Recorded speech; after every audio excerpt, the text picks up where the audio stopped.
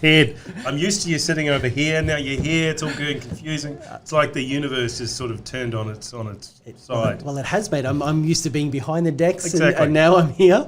Ted Tots, welcome to the captain's table. It's good to be here, mate. Finally.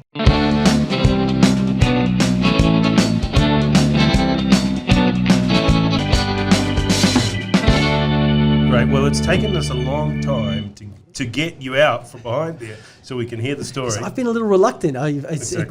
That's on me. That's on me. That's not on you. No. Well, finally we've done. Yeah. So it's Friday here, just before the Eid holidays. Yep. So we're all starting to sort of unwind a little bit for a week's holiday. But before we crack into that week of holiday, I want to just go back into the Ted story and hearing a little bit more about that. You okay with that? Absolutely. Okay.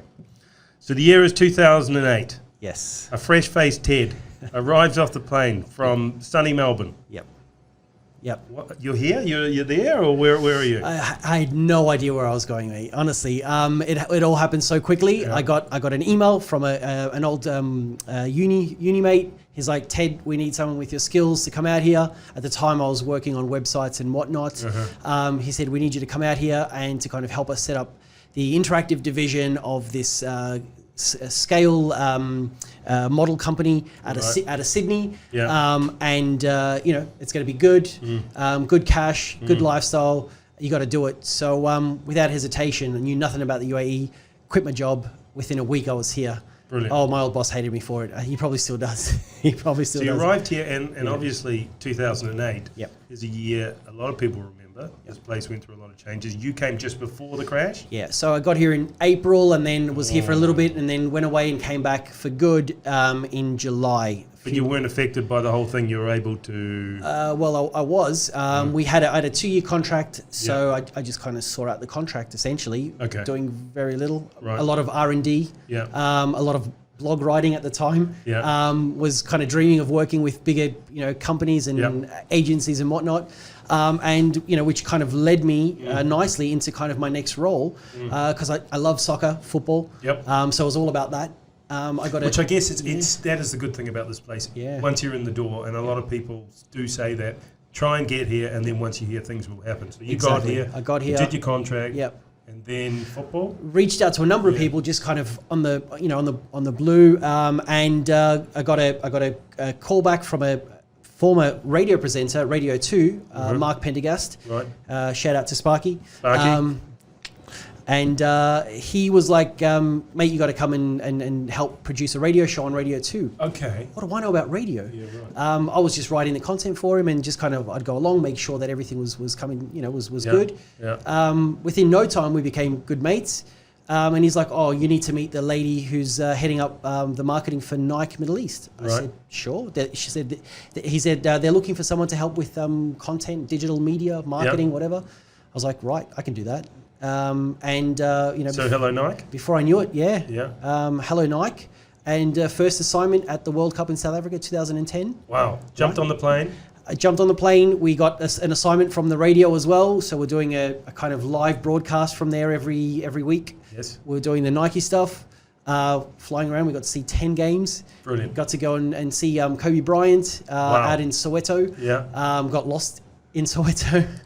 Okay. Yeah. Could be good. Could be bad. It was okay. Yeah. It was a bit hairy. Yeah.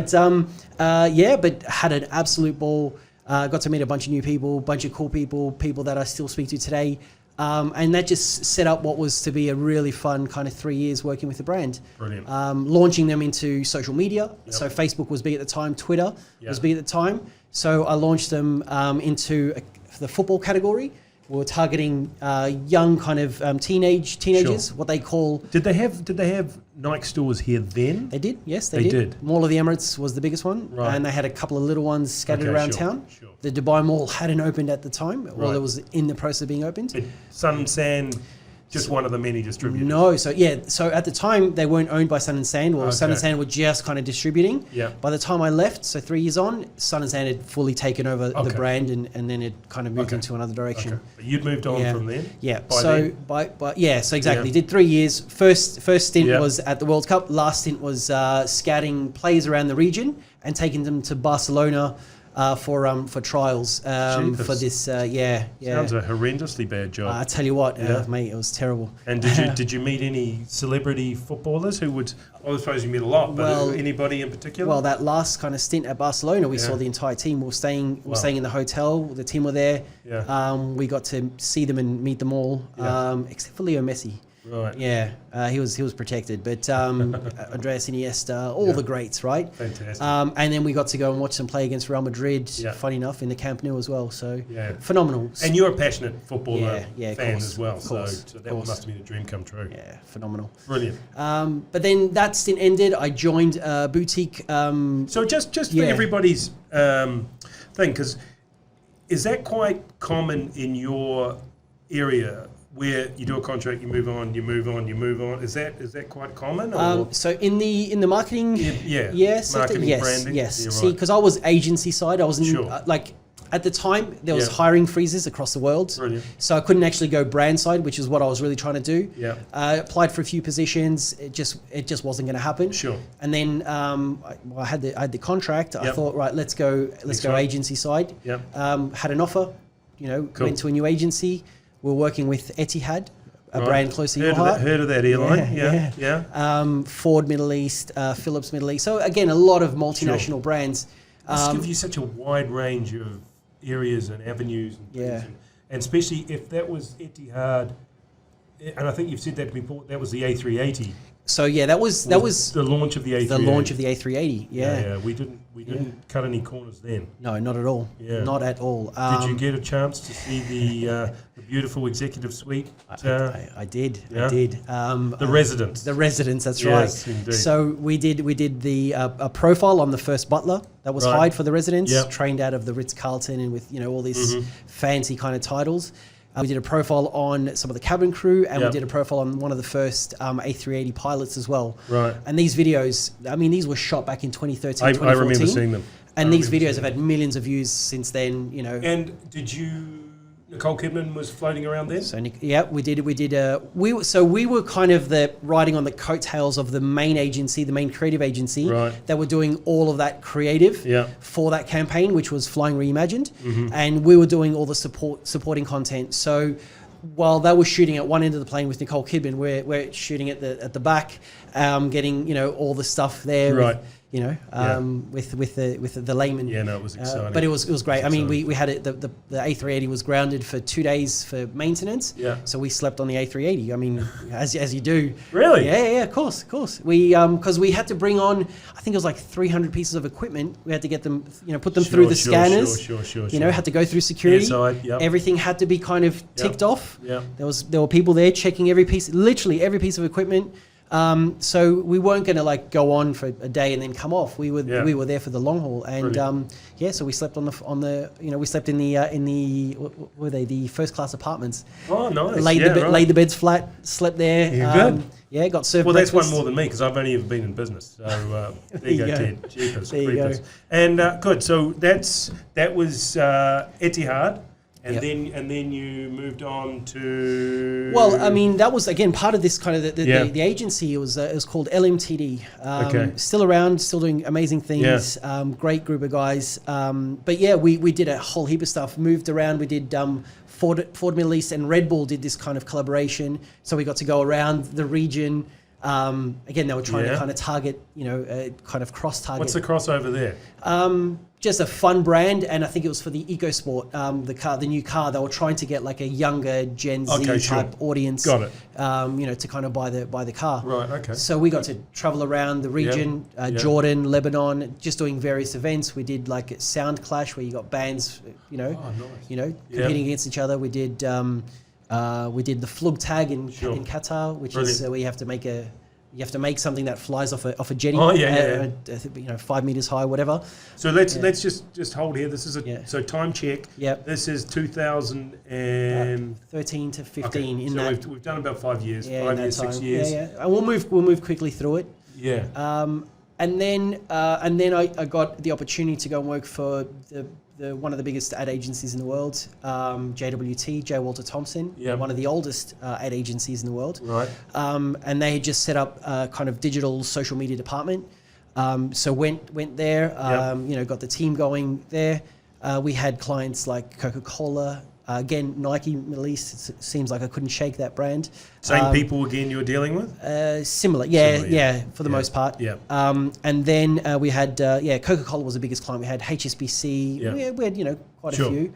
And okay, so what was the big changes in that period of time in that, because I'm thinking 2008, 2009, social media was there, but it wasn't there to some level. How was the marketing branding changing? So Instagram was becoming, a thing. a behemoth. Yeah. Snapchat had entered the market. Snapchat. So that was starting to do its thing. Yeah.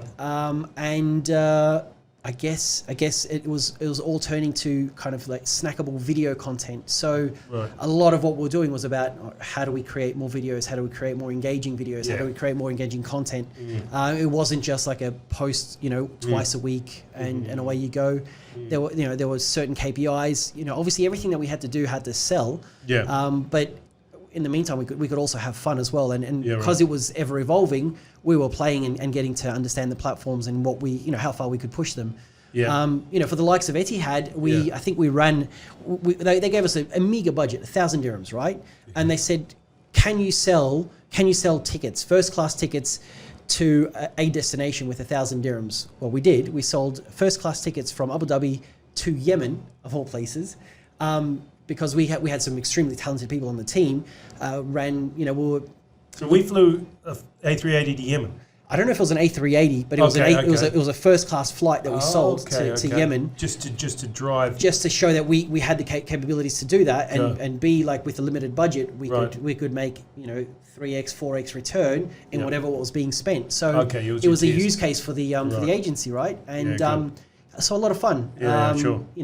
Thinking about different ways to categorize people, how to create different bits of content that would attract those people to, things that are commonplace these days. Yeah, exactly. Yeah. But you were starting fresh. So but we were starting fresh. Exactly. Yeah, right. Exactly. Exciting. It was an exciting time.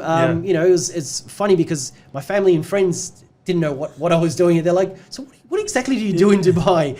You're working for Nike, and then you're doing some stuff for Etihad, and then all of a sudden something for Coca-Cola, and then... Well, they're going to know after this. So the Captain's Table, remember this, the Captain's Table, just subscribe down below here and you'll see exactly what Ted does. Sorry, keep moving right along.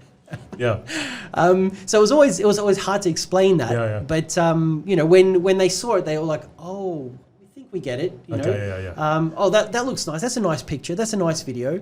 But, always the back end of it was that, it was to sell a product or to I guess, engage audiences with a brand. Yeah, believe me, I've had the same thing too, so don't worry. There's a lot of people still think I live in Saudi Arabia and live in a tent or something, so it's okay. Yeah. It's okay. So we're moving on, 2014. Yep. By this stage we're at around 2015, 2016 because I was there for 3 odd years. Then Coca-Cola. So one of the first things that my ECD, Executive Creative Director, says to me is that we've got this project that we've been working on for the last year. It's in your wheelhouse. Again, it's football related. It's with one Diego Armando Maradona. It was a club. And it was for Coke. It was for Coca-Cola, right? It was to celebrate. It was to celebrate the 30 years of his Hand of God moment. Okay. Right. 1986. We remember that well. Exactly. Yeah. By this stage, it was so 2016, 30 years. It was about bringing people together, right? So they were bringing together Diego Maradona and the referee from that match, who didn't referee a match after that because he was exiled from the footballing community. Was he? Yeah. A poor Tunisian man, actually, who had kind of worked his entire life to get to the pinnacle and then never refereed again. And he still says to this day, I never saw it. Correct. And you believe him? Yeah, I do. No, if you believe in Ted, that's fine.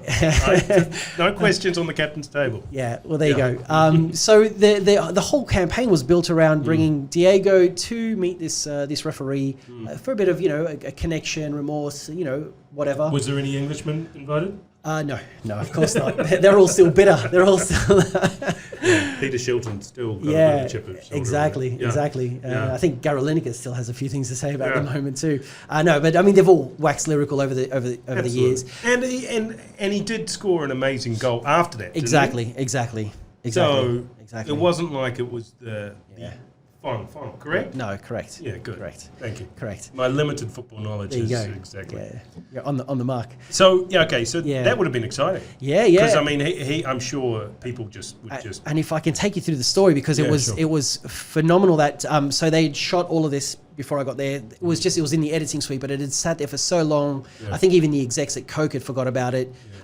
So we went through, we kind of reinvigorated, we created this rollout strategy for digital and social media. We're going to engage with a lot of these old former players. I'd spoken to the agents of all the old Argentinian players in very broken English. We had everyone on board and ready to go for the rollout of this campaign. We brought in the regional director for Coca-Cola Middle East. We blacked out this entire room. We had these beautiful limited edition posters up on the walls. I mean, I still get goosebumps thinking about it. We put on this song and dance, this beautiful show.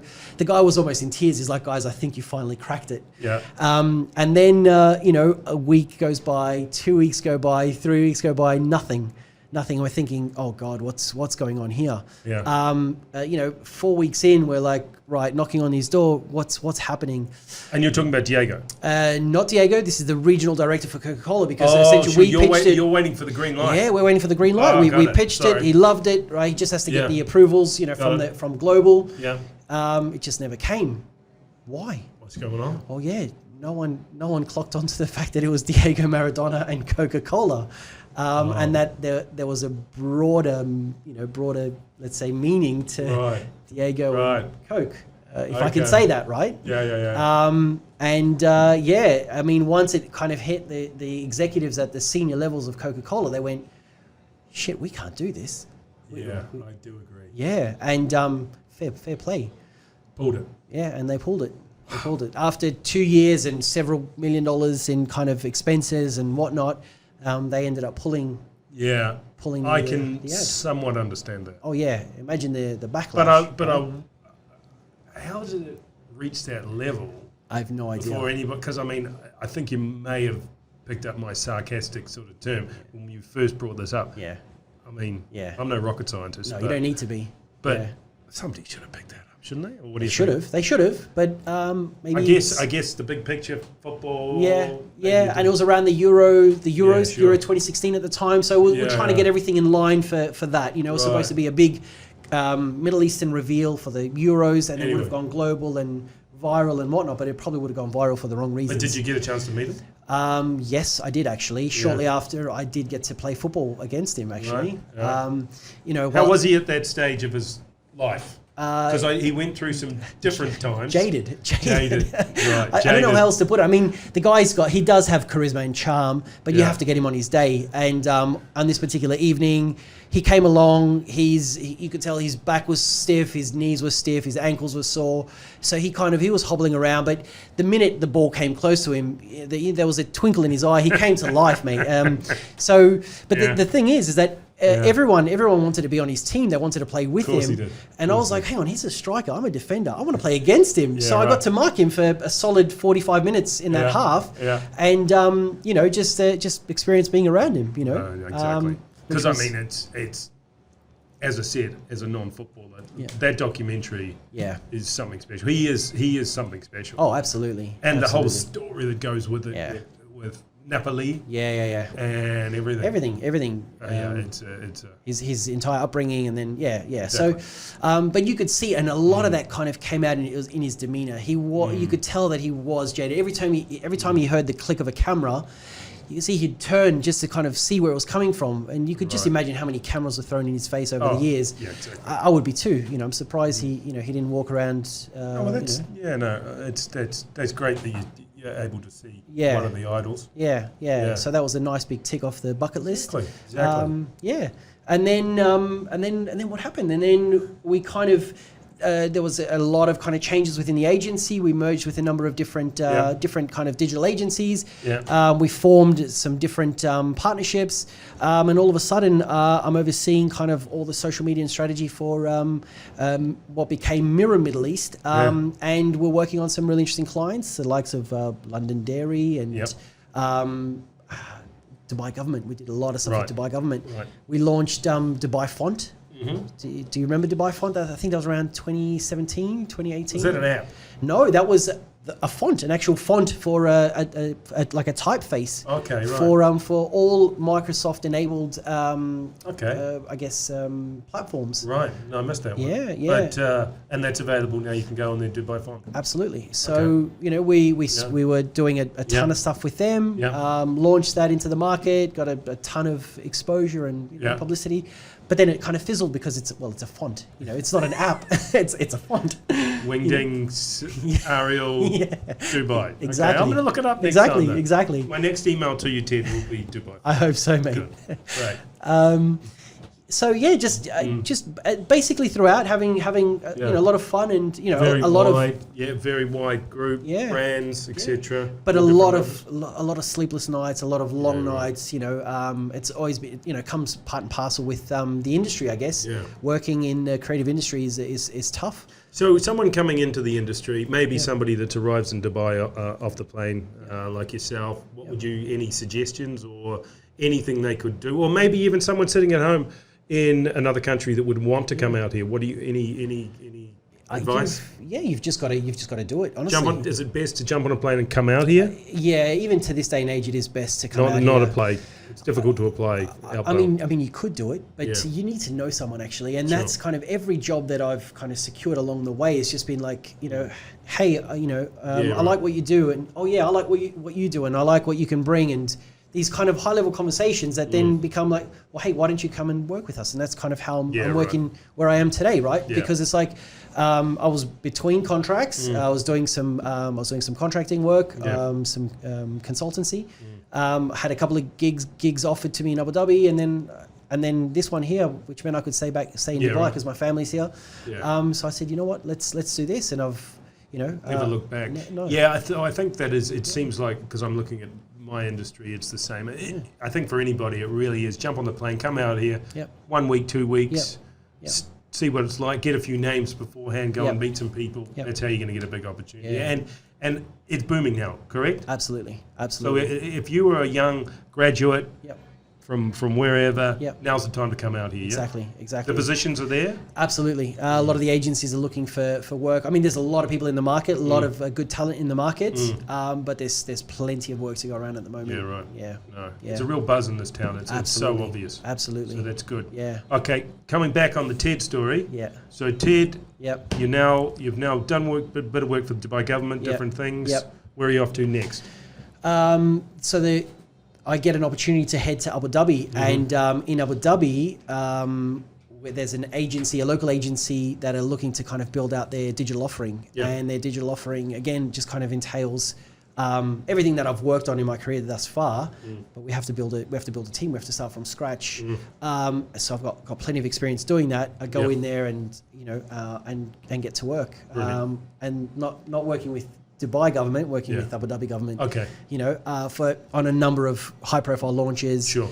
Things that you've seen and no doubt used over the last few years, and this kind of took me towards a pandemic where I said, right, I think I need to head back to Dubai. Okay. I was heading to Abu Dhabi. I don't know how you do it, mate, but I was heading to Abu Dhabi, I think, for about 3.5, 4 years.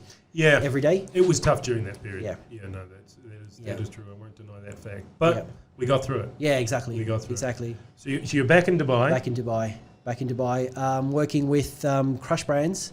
So, and I will say we are in, Crush if Brands you don't know, Studios. the Crush Brands podcast studio. Yeah. And so you're back here. Yeah. You started working with Ian. Correct. Another friend of the show. Correct. Who's obviously been on. Who I've known from my LMTD days, so over 10 years, got to work with him on the original brand, NKD Pizza. Doing a bunch of stuff with him there. And just as an NB to anybody, if you want to hear more about Ian, he was on Series 2, episode... Oh, God, I couldn't tell you, mate. 4. He's just got to make up a number. Series 2, episode 4. Get on Ian Ohan, the founder and owner of Crush Foods, correct? Crush Brands. Crush Brands. Sorry. Okay, so you're here, back from Abu Dhabi. Yep.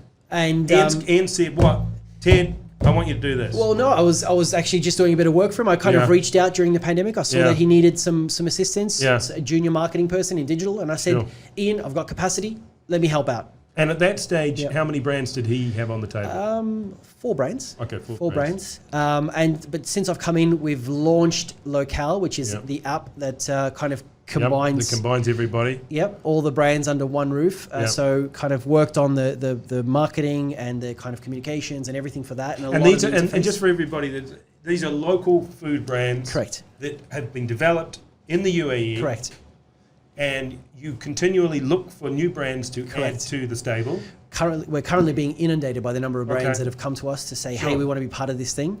Came in, built the marketing team, set up a lot of what we're doing, what you see today as a consumer, from the comms, the social media, et cetera, and even parts of the interface. But look, without inundating you with new products and brands, if someone's sitting out there and they've developed something like salad jar, which is a great example, which was developed in somebody's kitchen, I remember. Correct. And they think, I need a sort of help with this to really get this going. I think it's a good project. You'd be interested to hear a pitch? Oh, we always are, absolutely. Great. Absolutely. So that's how we got Viking Bakery on board. That's how we got Jetlag Chef on board. So these are a couple of brands that we need to get those people on the podcast too as well. To hear their stories absolutely. As well.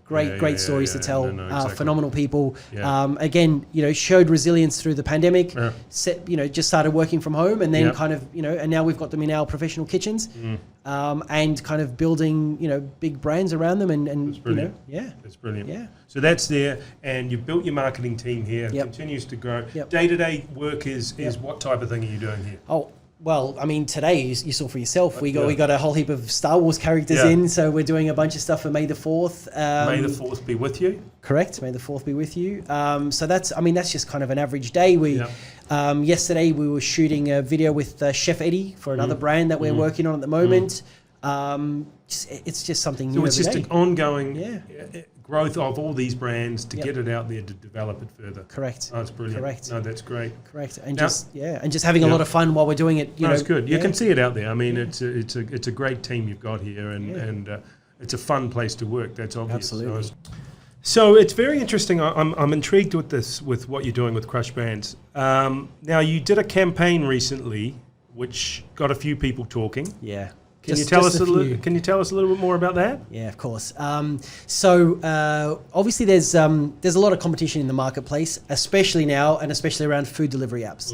And obviously locale, we're supporting local businesses, local startups, with their kind of good food ideas, right?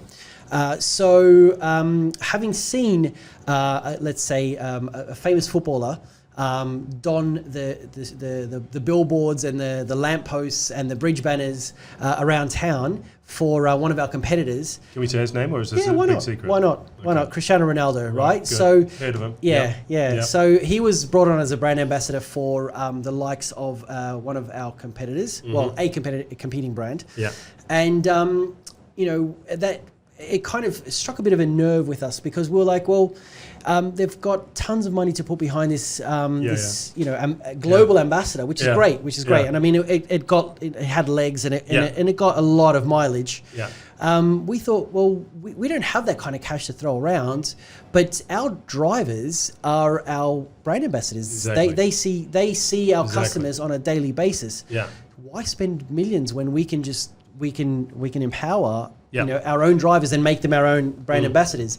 We kind of I hit up HR and I was like, well, have we got anyone in the company named Ronnie or Ronaldo or someone with that name that we could champion? Yeah. Turns out we did. We had a Renato. Yeah, right. Who's no longer with us. He's moved back to his home country. But we have a driver named Ronnie.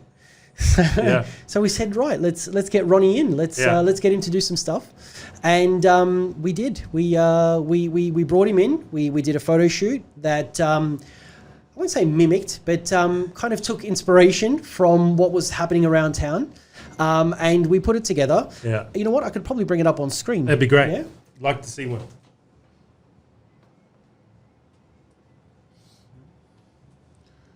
And I do like it there's Ronnie. Yep. So we said, meet Ronaldo, meet the real Ronaldo, right? and look, obviously it's very tongue in cheek. Yeah. But correct. But the competitor didn't really didn't see it as a, was it like, well, what are you doing? So what we did was instead of kind of poking them with it, we said, right, this is all about our people. This is all about the drivers. This is all about our team. Yeah. So every piece of creative that we put out, because we made 5 or 6 different versions of this with him in different poses. Yeah. Every picture had served a purpose. It was about how we don't speed on the roads to get you your product as quick as possible, because that's just unsafe. Exactly. We rush in the kitchen, or our team rushes in the kitchen to, so that the driver's got enough time to get it to you safely, right? That's what our message was. It was about how we're doing things on a sustainable level, on a real level, and that, we're not a delivery platform. We're a good food platform, a good food ecosystem. So we focus on the best quality products we can create in the kitchen, and how we can get. Then we let the tech kind of work out how it's going to get it to you on time with our drivers in the safest possible manner. And I do like the fact that it is local. Yep. Ronald he's here. He works from here. Yep.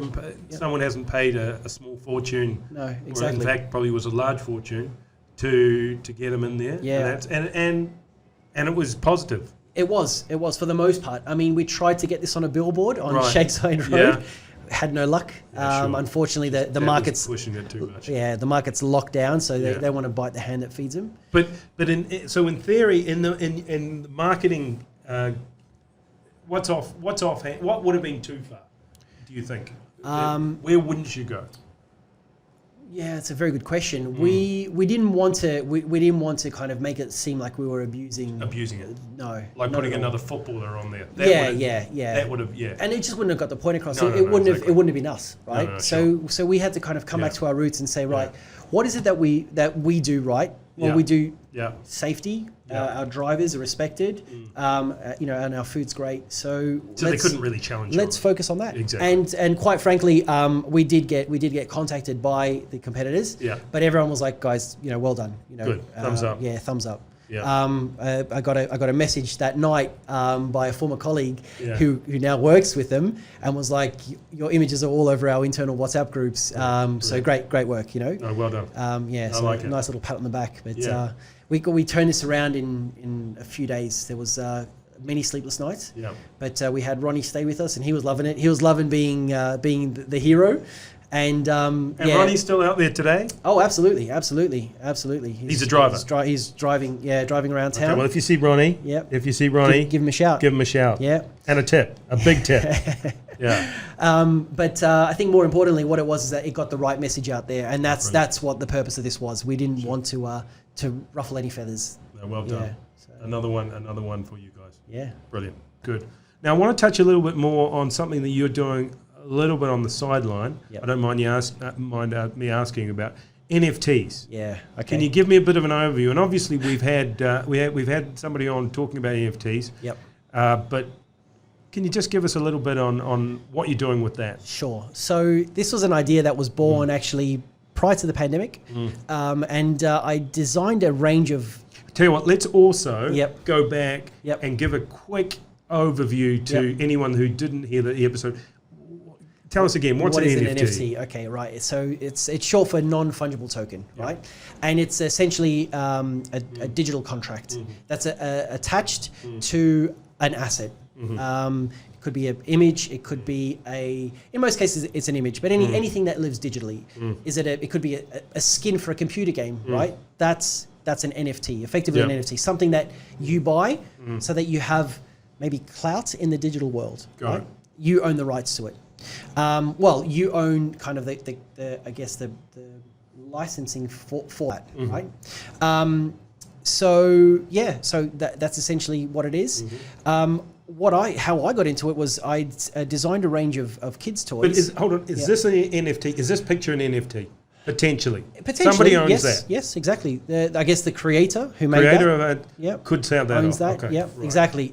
He'll put that up on a marketplace, Yep. and then you can buy it from the marketplace to use it. So Yep. you're buying the licensing to use it, Yeah. or you could buy Outright. outright the rights to it. And if anybody ever wanted to use it, then Yep.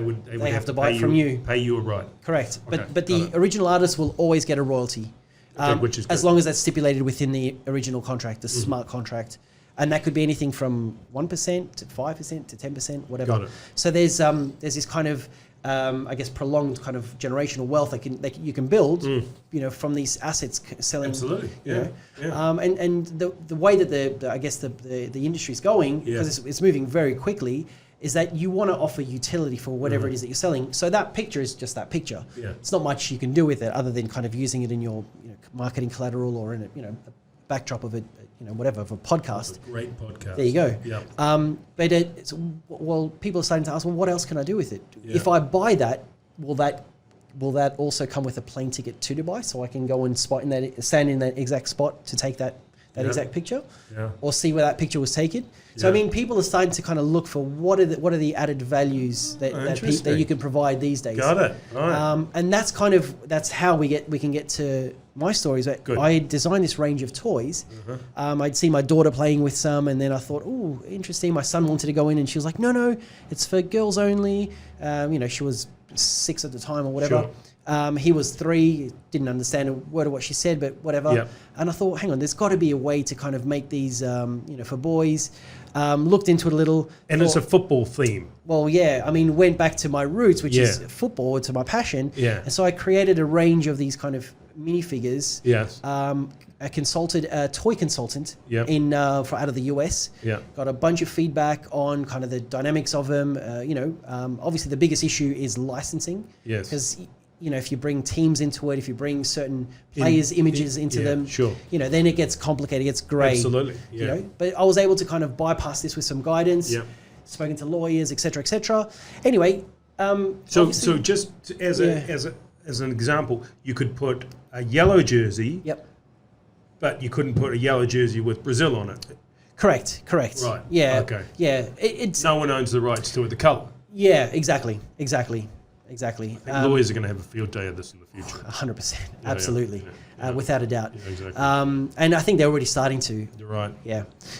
John Terry, the former Chelsea player, famously did something where he got one of those apes, the board apes, and he put a Chelsea jersey on it and tried to sell it as his own NFT with a Chelsea jersey, and then everyone just went, hang on, you can't do that. You can't do that. No, that's first of all, that's a You don't own recognizable Chelsea. ape. Yeah, exactly. And second, that's a brand. It's a recognizable brand, Chelsea, because it had the badge and it had the stripes and it had, John, what were you thinking? I mean, he thought I'm dollar Mr. signs. Chelsea. No, he thought I'm Mr. Chelsea. yeah. I can do what I want, right? Yeah, so, exactly. but it didn't work. So, with all of that said, Yeah. I've kind of found a way to kind of get around all of that. But then it came to manufacturing, and manufacturing had to take place in China. Yep. And at the time of the pandemic, it just wasn't feasible. And you were talking about a physical toy, Yeah. physical toy, a collection of toys. There was only supposed to be 20 in the initial kind of, let's say, season 1.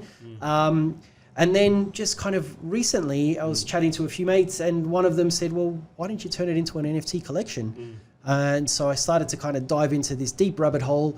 And lo and behold, a month and a half later, I've got a collection of 200 characters Yep. that can be regenerated to make any number of, let's say, up to 10,000 characters based on certain characteristics. Yep. And so we're now going through the process. I've teamed up with the guys. They're also based in Dubai. The guys that made the first football PFP NFT project Okay. in the world. Right. And so I've been speaking to them, they're on side, helping me to kind of produce this.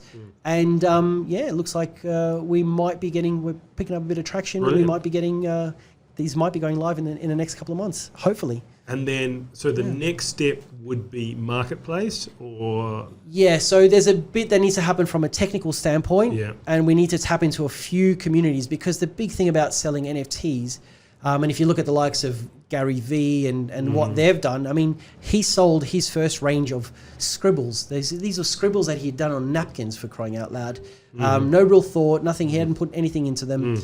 Well, not much anyway, from what I could tell. I think in the first week he made $90 million selling his NFTs, and this was about end of last year. He's done a great job of pumping it up too. Well, that's the thing, right? And a lot of it is hype. You have to kind of go, 11 on the hype machine. Yeah, exactly. Crank it right up, and then if you've got the community in place, which he had. I mean, he's got millions, billions of followers on all of his platforms across the world. Right. So for him, it was just like, hey guys, check this out. Boom, NFTs, the next big thing. Boom, done. Okay, great. Done. Oh no, cool. Well, we'll follow that. Yeah. And it's certainly, because I think for a lot of people, including myself, NFTs still are very much, which is a good time to get in, I'm presuming. So let's follow what you're doing. Sure. And I'd love to hear more about that, that we can just see. And, maybe some other people who are interested, get in touch with us. If they want to help you out or not help you out, but not learn more about it, they can get in touch with you. As you know, mate, I love to kind of help people out. I love to kind of do what I can, especially in the industry and things that I know. Yeah. I think I dived in and I kind of taught myself about NFTs, and I've still got a lot of grey areas that because it's ever evolving. But absolutely, no, it's great. That's how you learn. That's how you learn. Absolutely. I mean, if we'd all dived in 2014 and bought a couple of Bitcoin, thinking there'll be it. These would be gold-plated microphones. But anyway, I think it's good. I look forward to doing that. But Ted, this has been great today to get an overview. So. No, it's good because everybody's always asking who's Ted. What is it? Now we know who the man is. So Ted is there. He's a real person, and we're going to be putting this out. And thanks for your time, Ted. All right, thank you for having me, Captain. Now back to the other side. Yeah. I was going to say actually, I'm loving the shirts, by the way. I love what you're doing with the CPTN. Thank you. We're having some fun. Yeah. I wish I could wear shirts like that, but you can't. Why not? No, I'll tell you why. Because my uniform is a black or blue T-shirt and jeans. It just makes my life so much easier in the mornings. I wake up. Right, that's what I'm going to wear with that pair of jeans, and I'm out the door. Well, funnily enough, that's what I say. Yeah. No, but good work on the. We're having some fun. Yeah. We're having some fun, and actually, this is maybe something we got a little bit of growth that we can talk about that later. But it's something coming up in the next few weeks, which is very exciting. Looking forward to it, mate. Thanks, Ted. Cheers. See you soon.